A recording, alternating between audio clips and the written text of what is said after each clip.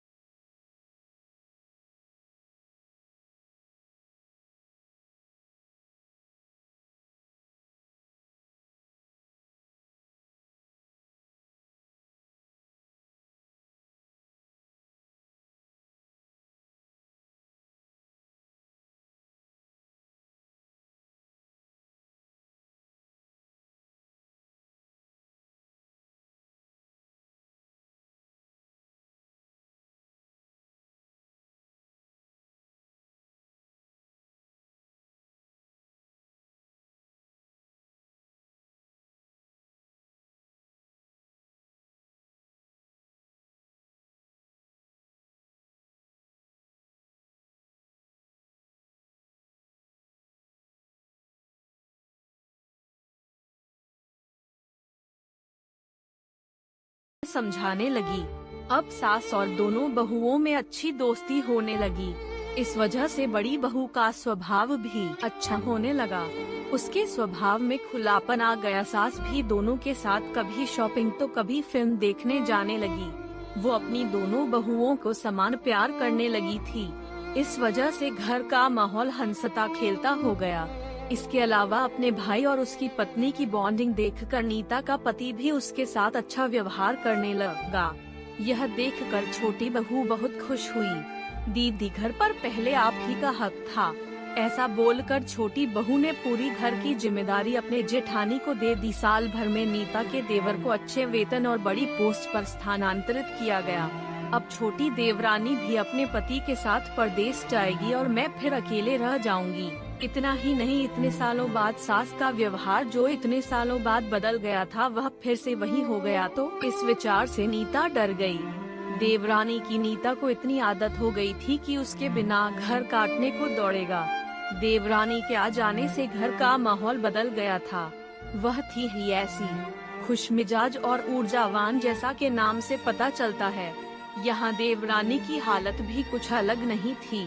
उसे दुख हुआ कि यदि यहाँ रहना पड़ा तो उसे अपन एक ही मात्रा पति से दूर रहना पड़ेगा। नीता के देवर की जाने की गड़बड़ और देवरानी मात्र टेंस होने के कारण नीता सोच में पड़ी। अंत में उसने देवरानी को पूछा तो देवरानी ने जवाब दिया कि दीदी मैं सारा दिन नए स्थान पर अकेली रहूंगी, उससे अच्छा मैं यही हूँ।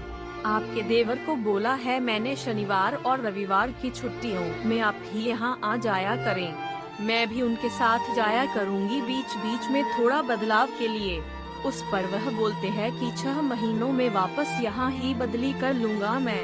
अपने पति की नकल करके देवरानी बोली और छोटी देवरानी भी हंसने लगी अपनी आंखों के आंसू पोंछते हुए। नीता बोली छोटी यह दिन वापस नहीं आने वाले, जाओ तुम अपने पति के साथ, उनके साथ भी तो कोई होना चाहिए ना।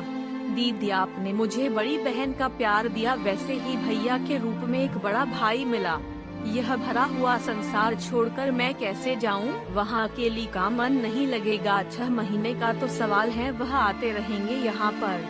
यह सुनकर नीता ने अपनी देवरानी को खुश होकर गले लगाया।